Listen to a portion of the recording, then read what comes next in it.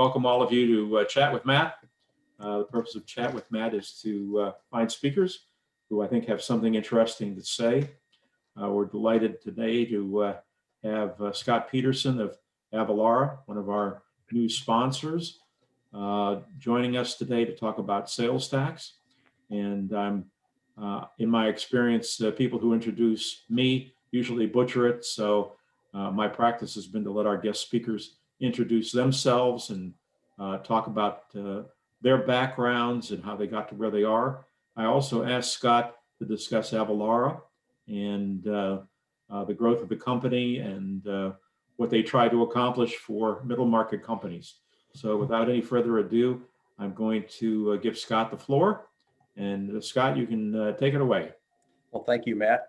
And thank you all for giving me a little bit of your day to talk about sales tax and Avalara. Where I'm not going to talk about myself so much because You're welcome to talk a little bit about yourself, Scott. Well, so I got into, so like everybody else, we all want to get to know you because it's a small. Well, okay, thank you. No, I appreciate that. So like most people in this business, I didn't go to school to be a tax person.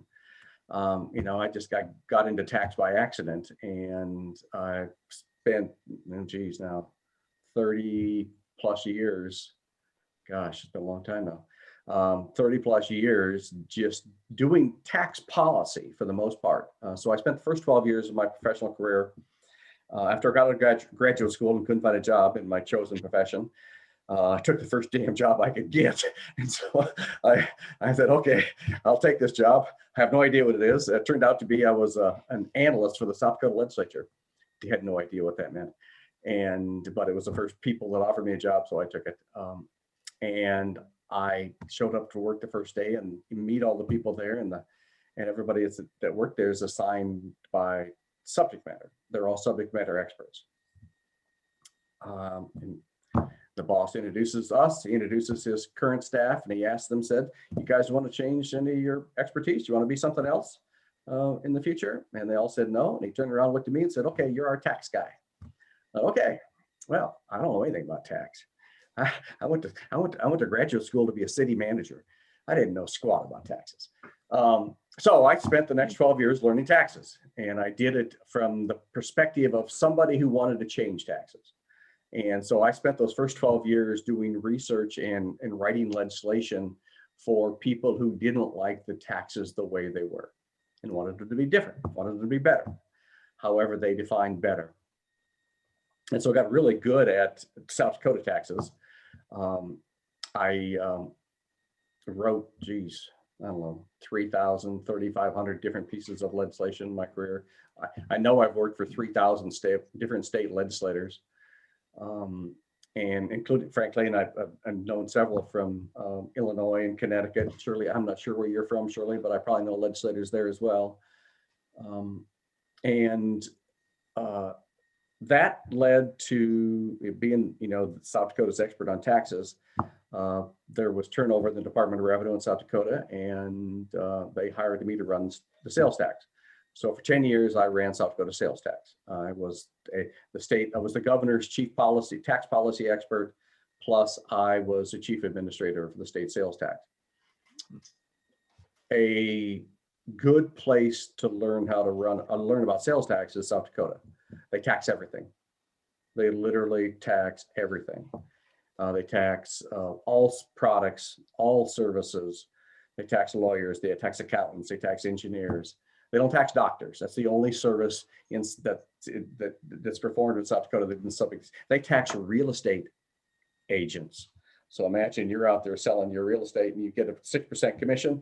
Well, you got to add 6% sales tax to your 6% commission. Wow. Yeah.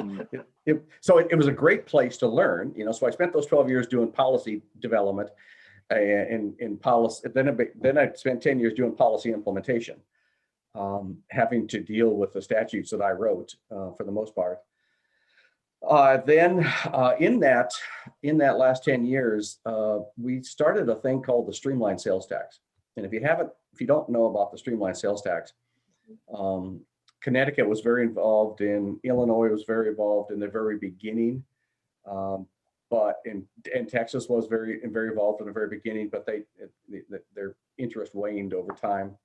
But the Streamline Sales Tax was an effort started in 2000, created by the National Conference of State Legislatures and the National Governors Association to create a better sales tax system. And Oh. the goal, the stated goal, our stated assignment was to create a radically simpler sales tax system. And this was a message given to people like me, sales tax directors from around the country. And our goal was to make what we did simpler. And it took us 2 months before we realized we had no idea how to do that. We didn't know. We didn't know what made our sales tax complicated. And so we then said, okay, well, if we don't know what makes our tax complicated, each of us thought we had a simple tax. I knew mine wasn't, but I thought there were things that made it better than everybody else's.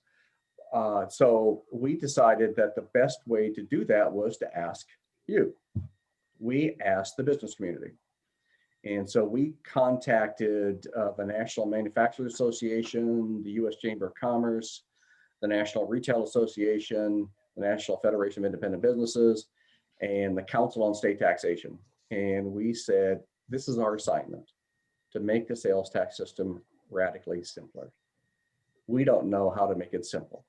Can you tell us why it's not simple?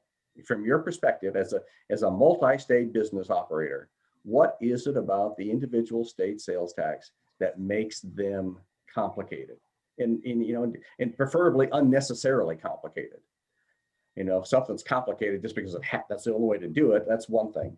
But if it's complicated because it's just not been thought through, let's think it through. So that started in 2000. I became an officer in the organization, and it was all volunteers. So we had 250 people from states and business from around the country that all volunteered their time to get together and try to make the sales tax simpler. And the business community gave us about 30 different things that they said all the states did, but they did it differently. And it was the differences, which to them, they couldn't find a rational basis for the difference.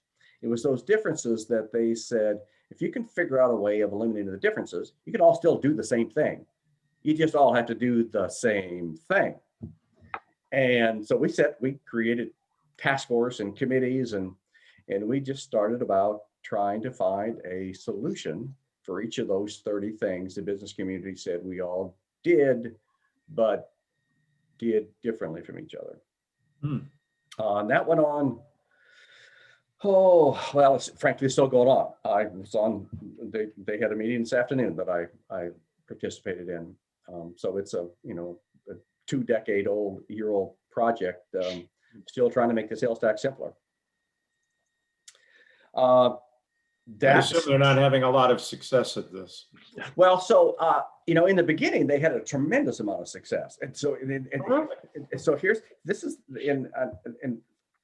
almost no one who didn't go through that appreciates just how darn complicated the process really is, and it's extremely difficult to make something simple. And when we think, and what we all learned just immediately was that none of us created our sales tax in conjunction with our neighbors. We created our sales tax in a vacuum. I mean, just like all the businesses you've ever worked for, they didn't call their competitors and say, I want to know what you do, and I'm going to steal what you do, because you're not going to get that call, it's not going to be returned. Well, the states did the same way. They created their sales tax, they create their income tax, whatever tax it is, whatever it is that a state legislature does, they do in a vacuum. And without the foresight to ask their neighbors how they did it, and the foresight to think, maybe the way they did it's fine. Why do I have to be different from them? And that's what we learned in this project was we just all did these things differently because we never bothered to ask each other how they did it. And the result wasn't, our life wasn't complicated. I mean, I ran a sales tax that I thought was perfect. And Mhm. everybody else ran a sales tax they thought was perfect. What we didn't know was that they in themselves, they might well have been perfect, but when they are viewed from the 30,000 feet and there's someone on the ground in all those states having to do all the different things, it was painfully complicated. So I think the direction you're going, when sales taxes were created, of course, everything was much simpler. People were buying locally. The whole idea of well, a sales tax was something you did at your local retail store. when things that you're absolutely right. When they first started in Mississippi in 1929, that was literally a sales tax. It was a tax on the right to be engaged in business in Mississippi in 1929. And it took Mississippi 4 or 5 years before they figured out that there's a big flaw in that system. All you have to do is cross the border over into Alabama and you don't have to pay the tax. Mm. And until every state had a sales tax, and they don't all have a sales tax, but until every state had a sales tax, it was simple for someone who lived on a border to never pay the tax. So, and that's when they created a thing called the use tax. So the use tax is the tax, sales tax is a tax on a retailer for the right to be engaged in business in that state. Use tax is a tax imposed on you and I as consumers, which we owe when we purchase something from somebody who doesn't charge us a sales tax. But it's hard on multi-state corporations. Oh, it's That's when extremely the hard on issue multi-state comes in. corporations. That's right. And today it's even harder because of the internet. Because Yeah. today, purchasing today can be very distributed inside of a corporation, and it can be nearly impossible to manage the right answer when you're buying things from a corporate perspective. Yeah, I was sharing with Scott earlier, my son who has a web design business had a character set, and he was considering having one-off manufacturing done by a company in, I don't know, I don't remember where they're located, but they had Nexus in California and in North Carolina. And in order for them to manufacture for us, we needed to have a sales tax ID number. And then we changed our minds, and unwinding it has been a nightmare. But a small company trying to do business on the internet can run into all these sales tax issues. Well, so to make it, I usually say it even broader than that. A small company doing business on the internet is going to run into every sales tax issue. Because you're now, the internet retailers we have today are now living in a world where only big multi-state retailers ever lived in. I mean, AT&T, they have an immense tax department because they've had to be able to collect state and local taxes forever. The average retailer today who's online, they very likely they've never collected sales tax anywhere, and they could compete. Well, actually, that was the motivation around that the Supreme Court had in mind when they did their 2018 South Dakota versus Wayfair decision. I mean, in that decision, they said it's physically possible for the world's largest retailer to collect sales tax nowhere because they can do whatever they do from a state without a sales tax, or they can do whatever they do outside the United States. Whereas the world's smallest retailer might have to collect sales tax everywhere simply because what they do can only be done inside that state. And I mean, and so that was the motivation that the Supreme Court had when they decided the Wayfair decision in 2018.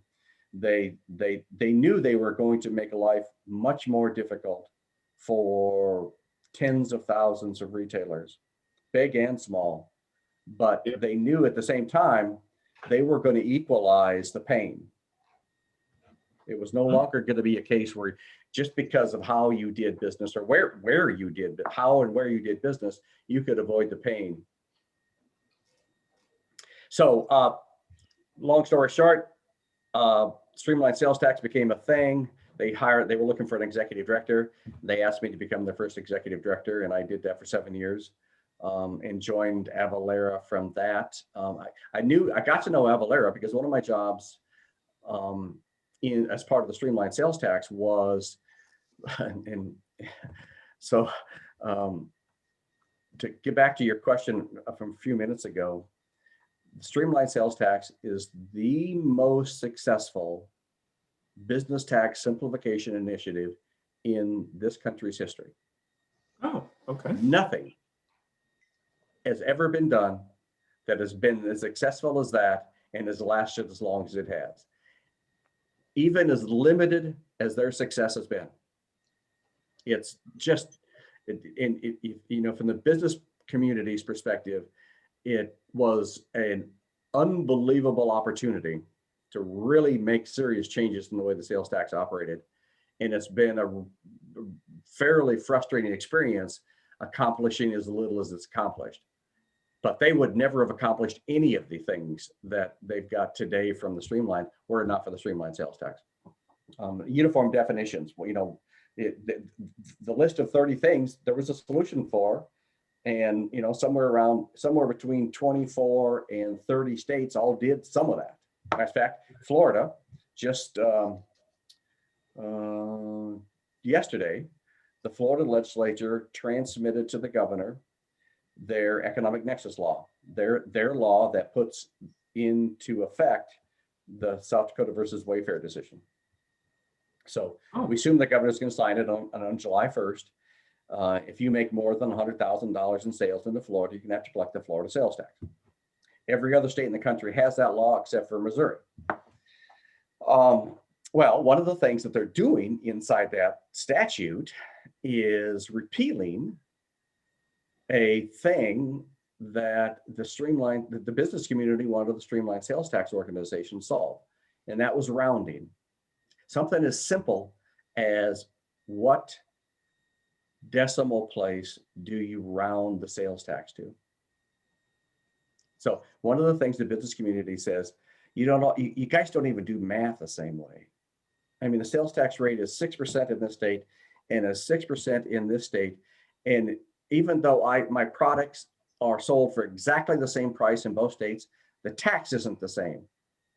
Because in one state, I get to go out to the third decimal place and round up or down based upon, if it's 4 or less, I round down. If it's 5 or above, I round up. The math that all of us were taught, back in the 5th grade. That's typical, normal mathematical rounding. Not in Florida, not in Ohio, not in Maryland. In those 3 states, you went out to the 6th decimal place and you rounded up. So the business community said, you all do rounding, but you don't all do it the same way. Well, Ohio got rid of theirs about 7 years ago, and Florida's going to get rid of theirs this year. So starting July 1st, that's going to be simple, normal, 5th grade math rounding when you do a sales tax in Florida. Now, we may not think that's such a big deal. The only time that rule is administered today in Florida is in audits. So a part of every sales tax audit in Florida is to look at how you've rounded the sales tax. If you have not gone out to the 6th decimal place and rounded up, you get an assessment. The state does the math for you. Yeah. And it's interesting. In preparing I was working on my taxes over the weekend, and I had some bills from Amazon, and they just estimate the tax. And even though it's delivered in Connecticut and it's 6.35%, they were charging 6.5. I would be very careful every time I looked at an invoice. Yeah. Yep. No, it's They guess. I'm not going to talk about. They're one of our customers. I'm not going to talk about our customers. The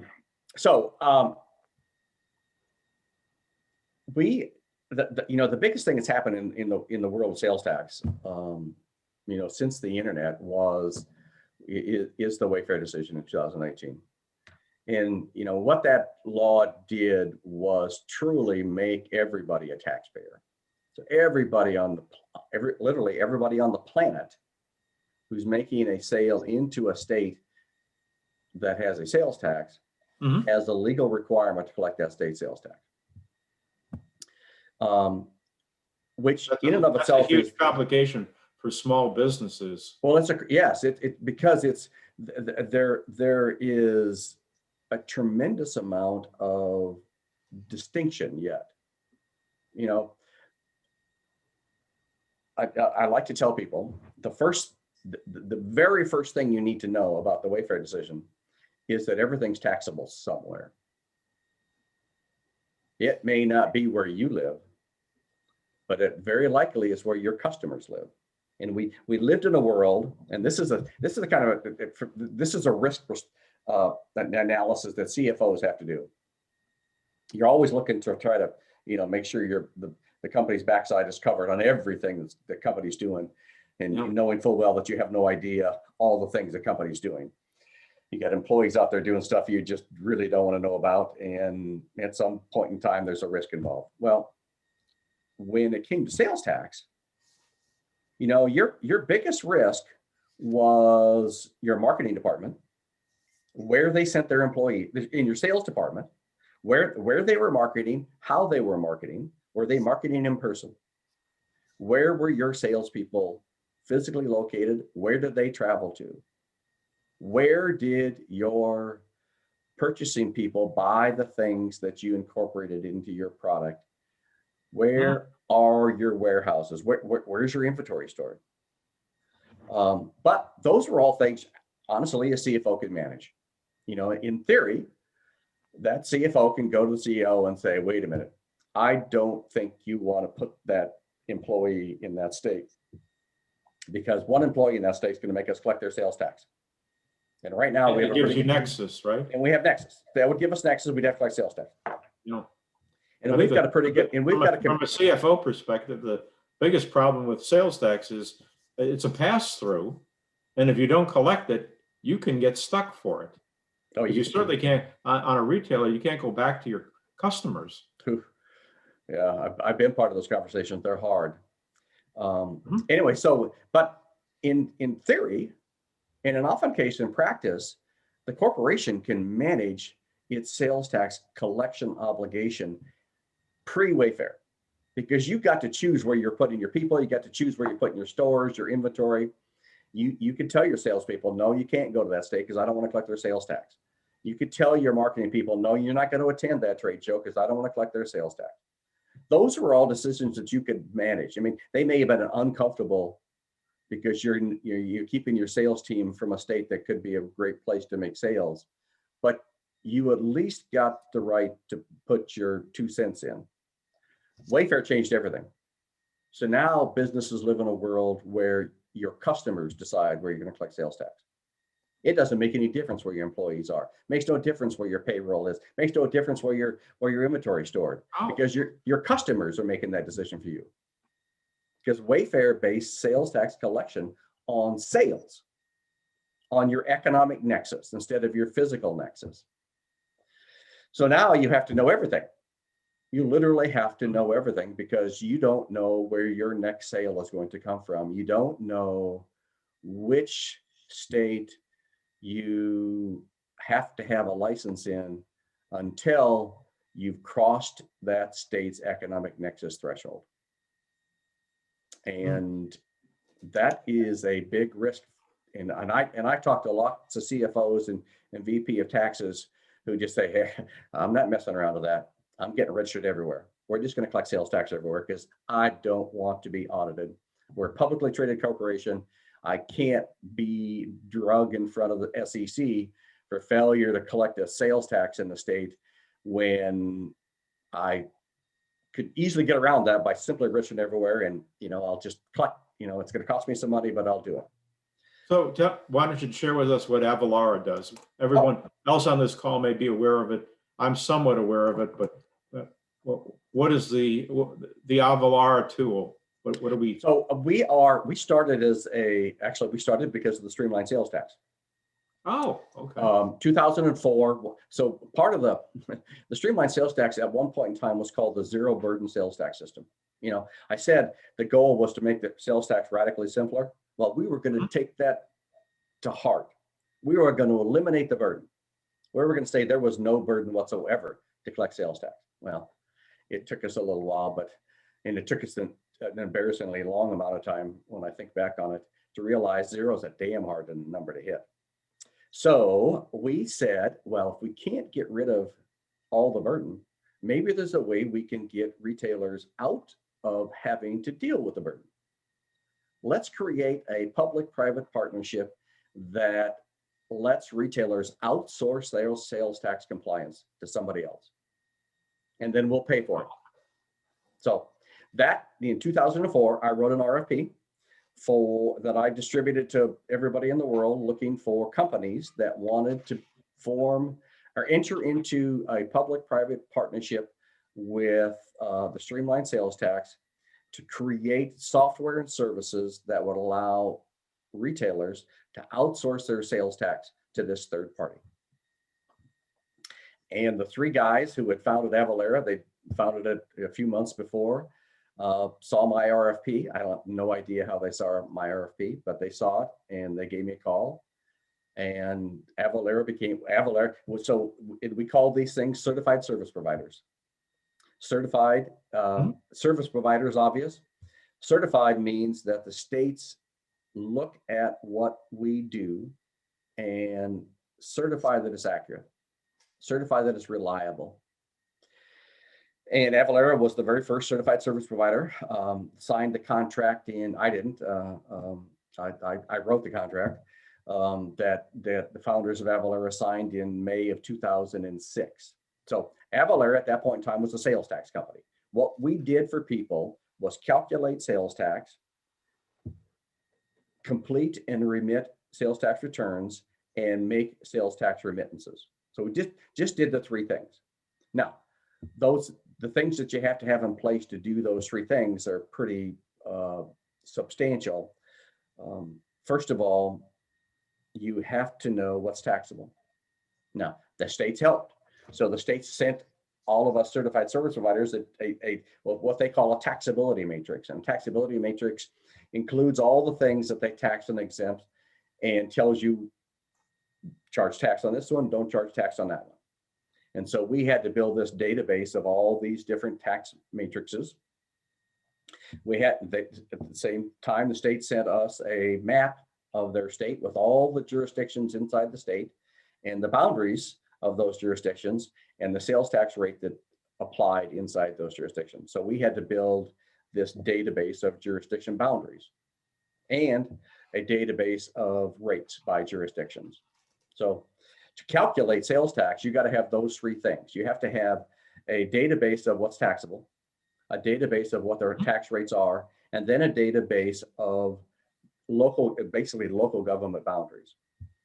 And you take those three things and you build those into a connection to a retailer's point of sale software, whether that is Intuit's QuickBooks, Great Plains, NetSuite, Sage, any of the actually probably thousands of different software packages that retailers use to manage their sales system.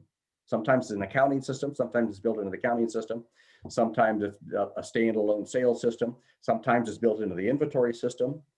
But you take those databases and you have to figure out a way of connecting them to all those different ways of making, of recording a transaction.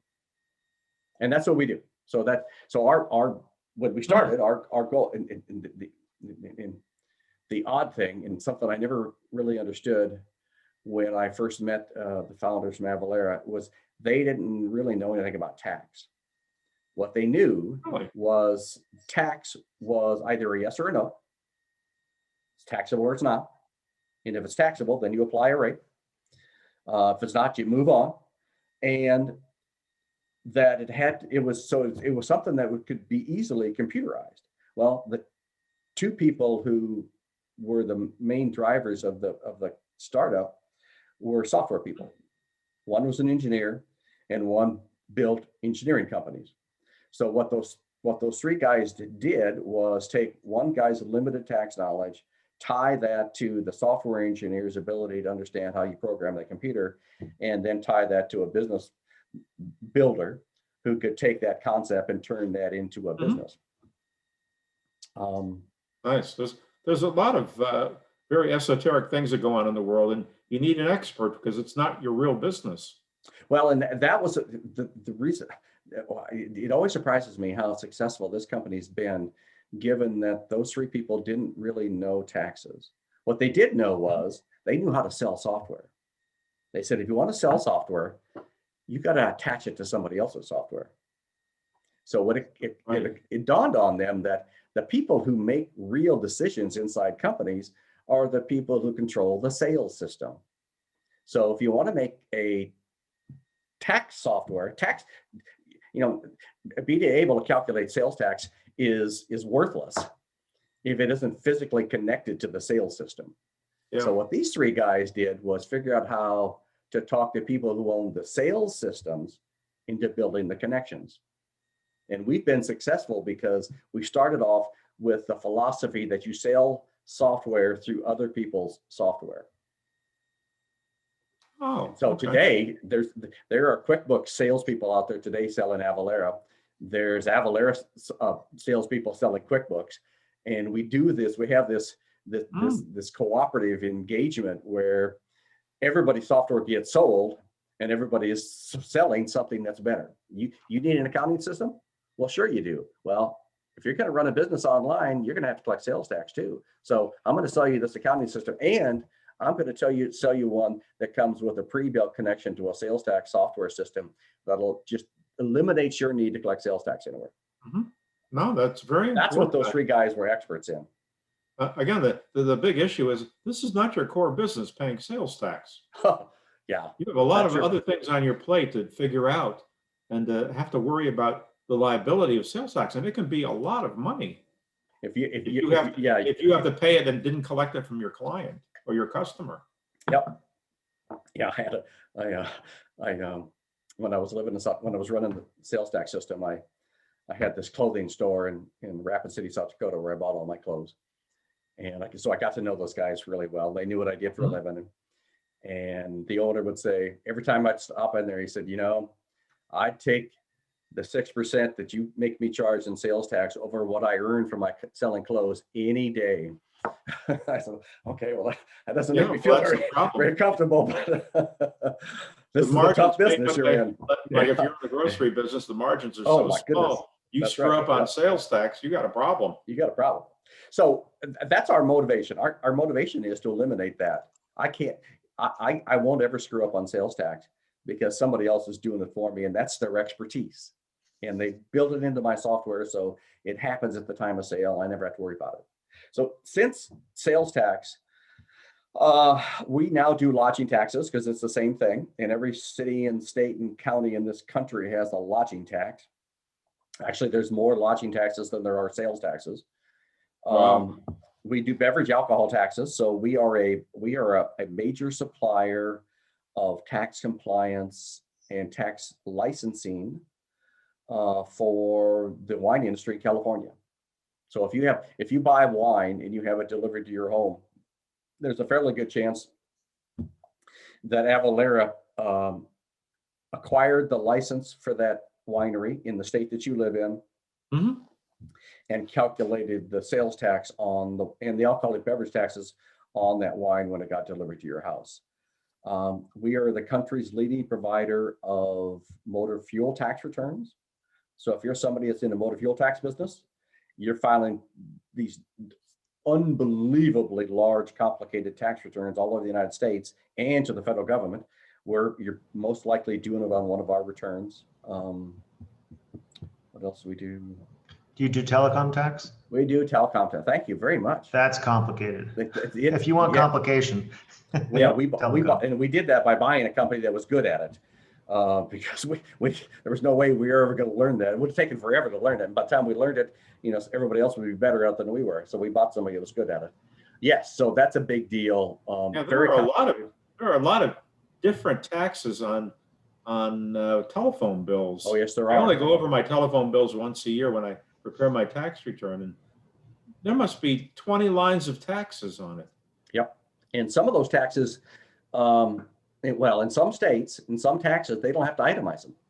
They can show in their books and records that they've remitted the proper amount of tax without even showing you the right amount of tax. So I've stopped looking at my Verizon Wireless bill because I can never take the tax item and figure out how they got there.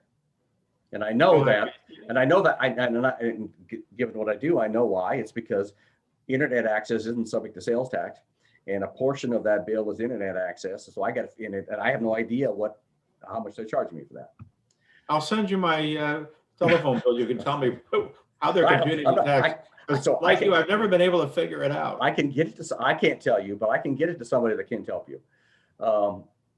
So yeah, and one of the things, and Andrew, thank you for that, the comps question, because from a compliance perspective, it is painfully complicated. A, because there are so many different taxes, but B, because it's very local. Many of the taxes imposed upon telecom companies in this country today are imposed by cities and counties. And many of them are painfully 19th century driven taxes. They're imposed upon a tax base that often doesn't exist today anymore. Used to exist, doesn't exist anymore at all. And they're almost always paper driven. So every month, we write 3,000 checks to local governments in the United States just for our communications taxes. We write another 2,000 checks for our lodging taxes to cities and counties. That the only way they get money is through the post office. So sales tax is complicated. There's other taxes that are worse. At my last company, we talk about COVID-19 and how it's affected everything. I assume the major effect has been the rise of e-commerce.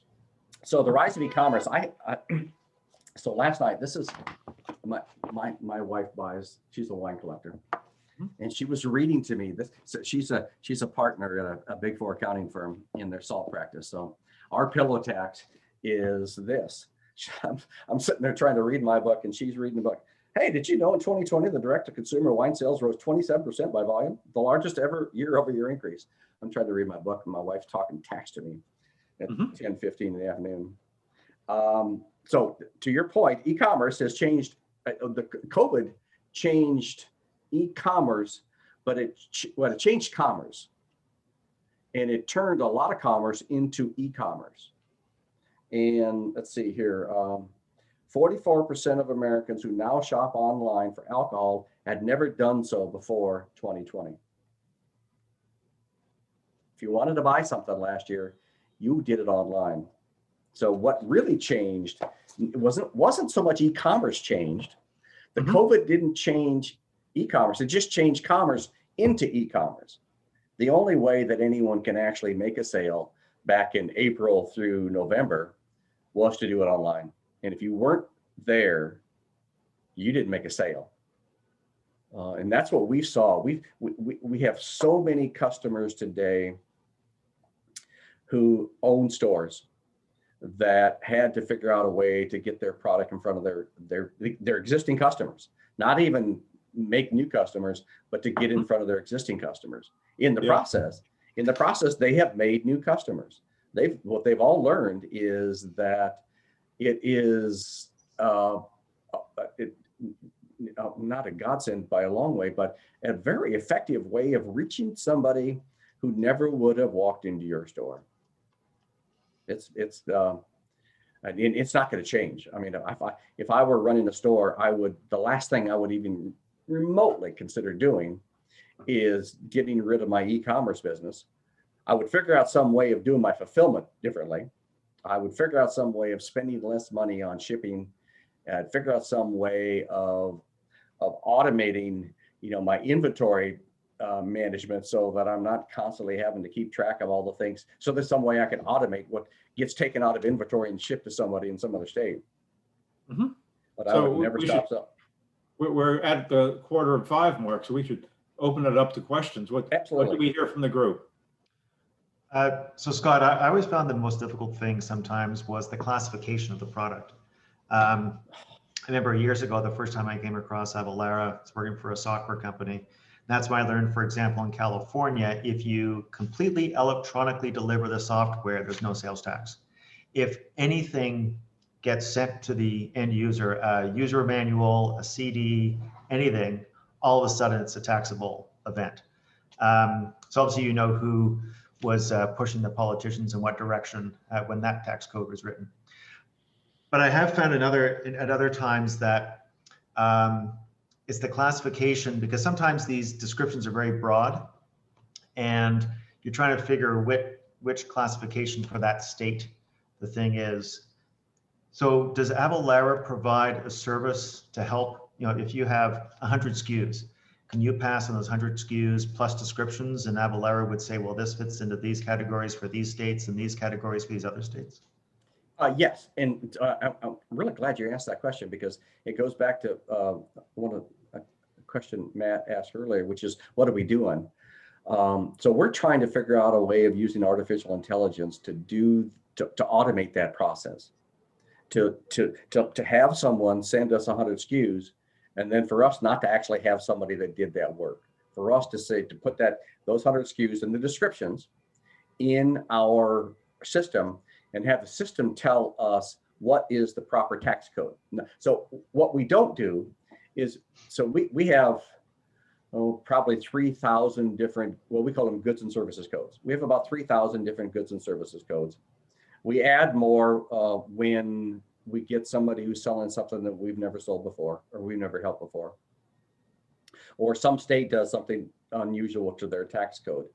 But we don't, our goods and services code database is separate from our state taxability database. And so when we're doing that analysis, we're not saying, okay, well, this SKU is taxable in these states as we're doing the analysis. What we're trying to do is, you've got a SKU that is a product, and we're trying to figure out which of our goods and services code most accurately fits that description. And then we let the taxability flow. After that point in time, we know each of our 3,000 goods and services codes is tied to another database that says, okay, this state exempts that taxability, that goods and services code, this state taxes that one, this one does so at a lower rate. But so when we're doing the analysis, we don't care about taxability. We care about accuracy. Is this goods and services code the same good that you have in your SKU? And sometimes that's really easy. Sometimes it's painful, and software is horrible.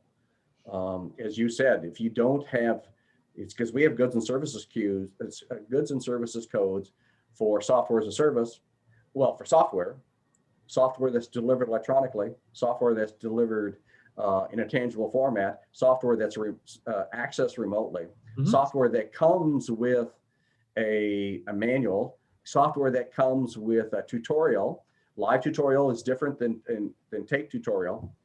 So for software, we must have easily a dozen different goods and services codes, because it takes that many to know how to accurately describe the product. Now, once you get that described, then the taxability just flows the way the system is programmed to flow. So in a sense, every new customer helps build your database. Every new customer helps build our database. That's right. It helps your other customers. Yep. Because sometimes we find out that there's that somebody is selling something. We get a new customer and they're selling something, and we ask ourselves, that sure sounds like what Joe was selling. Remember when we talked to Joe a year ago? That's exactly what Joe was selling. We didn't get this description from Joe, but just sure sounds like what Joe's saying. So we'll go back to Joe at that point in time and say, can we have a conversation about what you're selling? Because we just had somebody else give us a description that sounds like what you sold, but not the way you told us. And then somebody's taxability gets changed because we do a better job of doing a good service code. We have a really good service. We have a very good service for grocery stores and convenience stores. So we've got a product called Matrix Master, and Matrix Master does that analysis by UPC code. And what we've learned is that manufacturers are really, really good about making sure that there's well, we'll put it this way. Coca-Cola makes sure that everybody that sells Coca-Cola uses the uniform product code that Coca-Cola created for Coca-Cola. So once you get that UPC code, which is created by Coca-Cola, it's ubiquitous. It is universal. Anybody that's selling that UPC code is selling Coca-Cola. And so we built this data. We have about, I think we're up to a little over 20 million UPCs in our database that we make available to grocery stores and convenience stores. And what they do is they send us, they do exactly what you just said. They send us a list of their UPCs and the product description. And we've got 20 million already in that are tied to an Avalara product code. And we just run that against our system. System says, attaches a flag to each of those UPCs, and we send that back. And every week we're doing this back and forth, back and forth, and back and forth. And as they add new products, we do the research. We send them back the tax flag, telling them, okay, this is taxable, it's not taxable. If it is taxable, it's taxed at a lower rate or a different rate. And we're slowly building this database up. You know, apparently there's somewhere in the 60 to 70 million UPCs on the planet when you add in clothing and computers and, you know, and books and all that kind of stuff. Oh, sure. But, you know, if they've been able to map the entire world, or Google Maps, it's possible to do products. Well, and that's our goal. So our artificial intelligence unit that's their goal, is to map every product on the planet, and then tie that mapping to a product code that Avalara has. And we also use Google. So if you ever have 15 minutes, you want to go to the Colorado Department of Revenue's website and look for a rate. Put an address in there and look for the tax. Look for the tax rate. We built the system that the state of Colorado uses for that, and it's based upon Google Maps. So you can when you click on it, put an address in there, and you can take it down to the street view. You can look to see what that address is. You can see the actual building, and it will show you what the tax rate is, what the different governmental portions of that tax rate is. So it's, you know, it's 3% state of Colorado, is 2% city of Arvada, and it's, you know, it's 1% the special taxing jurisdiction that they have there. And it'll tell you what's taxable and what's exempt. There's some amazing stuff that the internet now has given us the ability to do that could never have been done without the internet. So you think that with the rise of e-commerce, do you think that the states will come together and figure out a simpler way to tax everybody? No. No? No, Never actually, gonna happen. no. We have. It would be quite a boon. It would be like the interstate highway system. It would be like in transportation. And when we started the Streamline Sales Tax project, that was our thought.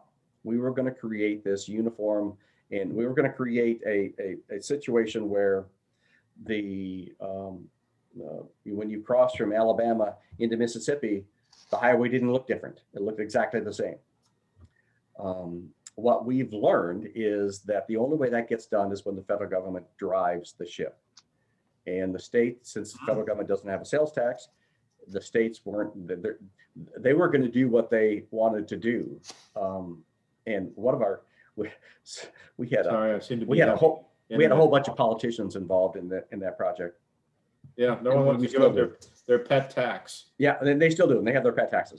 But one of them liked to remind us, he said, you know, it took 50 years for the states to agree that the stop sign should be red. So the goal in life, and he would always say, you know, the road to perfection is always under construction, which drove the business community nuts. The business community wanted to get to perfection. And he said, hey, it's always under construction. Well, hopefully somebody will step in soon, because this e-commerce thing is very important to the health of the country. Well, and it's important to the health of the states too. So which, I mean, So to the extent that there is uniformity that comes, it's going to be driven by their mutual effort to make sure they collect the taxes. And which is why Florida, the legislation that the governor of Florida is about to sign does away with something that the business community has hated for 50 years. They finally got in a position where there's a motivation for them to make that simpler than it was before. All right, we're getting to the last few minutes. What other questions do people have? This is Ron, Charlie. I Charlie? have one, Scott. I have one, Scott. When you sign a new client up, do you provide all the registration services? If you're a client and you're coming in after this Wayfair thing and you've never really registered outside of the state where you reside, the task of registration alone is a daunting administrative nightmare, and frankly, selfishly, one I'm facing. So I'm curious if you handle all that. Yes, we do that. We bought an expert in that company, and it's called Avalara licensing. And yeah, and we do all sales tax licenses. We do all kinds of taxes. We do all kinds of licenses. Yeah, yep. Anybody, there's a whole team of people that are happy to jump right on that. Anyone else have questions? I think we charge too much for it, but I've never actually had to pay somebody to do that for me, so I have really no idea what the market. Well, you know the saying, Scott, don't try this at home. That's what they teach. That's what our salespeople keep telling me. So if you had to do this yourself, you charge this much, if not more. Okay. All right, so anybody else have any questions for Scott? Well, Scott, No, he what's- already covered a couple of things I kind of had on my mind regarding exemptions, and because telecom equipment in a lot of cases was grandfathered in as far as hardware. And it's broadcasting and things like that. So you had to go like Arizona, we got away from paying any sales tax, well, transaction tax, they call it there, because we classified everything as a telecom broadcast equipment. It was hardware. Yeah, and that exemption is actually getting broader. That's one of the very few areas where the business community is successful in getting the sales tax taken off their inputs. Almost no one gets it. And I think that will become even broader as the federal government is $billions in states here in the last couple of months. And what these states are going to realize is I'm charging sales tax to myself. Why am I doing this? Why am I taking this money in? So I expect that to continue, Ron. All right, well, we should wrap up. Any last thoughts, Scott? So I seem to be running into Zoom problems. It's 5 o'clock and everybody's signing in. the work is not going to get simpler. The internet is making things simpler to do. It really is. I'm amazed. We've got a whole team of people that do tariffs. So if you've got clients, or if you sell things into Europe, you've got to collect the value-added tax and you've got to collect the tariff. And the same thing coming in here. That's all being automated these days. Every country in the world is. Yeah, well, everybody's coming up with new taxes. Yep. I seem to be having Zoom problems, so I think we're going to. I have to tell you, Scott, I never thought anybody could make sales taxes interesting, but you've accomplished that. So thank you. I think it's been a very interesting discussion. Peggy, did you have something? Sorry. All I was doing was saying, nice to meet you. Thank you for the talk. Yeah, It was for interesting. devoting the time to this, and Thank you. we have recorded this meeting, and it'll be available to your many fans, Scott. If you want to send them to we'll post it on our website, and you can send people there. We've had a very good discussion on sales taxes, and I want to thank all of you who did join us for this session of Chat with Matt, and hopefully we're having another session on Thursday with a very nice guest speaker, and I hope you'll join us then too. Scott, thank you so much for giving us your time and attention, and we'll thank you for joining us for Chat with Matt.